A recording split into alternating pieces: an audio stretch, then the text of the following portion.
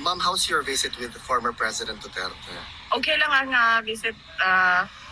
Very um, entertaining dahil maraming mga adults only na discussion.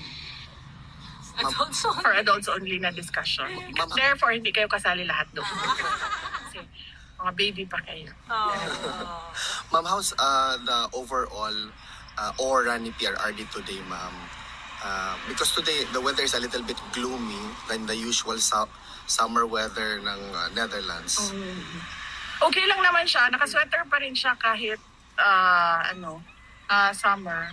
So, napansin ko sa kanya, winter, spring, summer, and autumn, naka t-shirt and naka sweater and naka jogging pants.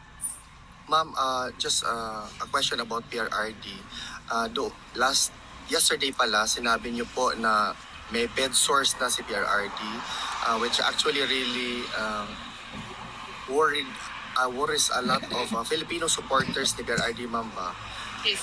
Is that something that is serious for us to consider, or kasi marami pong mga matatanda particularly ang nag-worry kay PRRD, ma'am, sa status niya sa loob? Yes.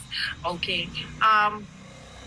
Chinek ko siya kanina, chinek ko yung likod niya, nauga na, natuyo na yung mga bilog-bilog na pula noong pagdating ko.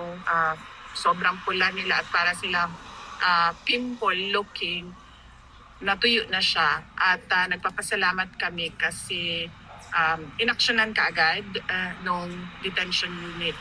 Is it a cause for concern? Yes, ni-refer ko siya sa abogado kasi sabi ko hindi ma-explain ni PRD kung saan nagsimula o paano siya nagkaroon ng ganon. Basta alam niya na lang na nangati daw siya.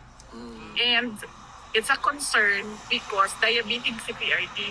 So as much as possible, ayaw natin na masugatan kahit anong parte ng katawan niya.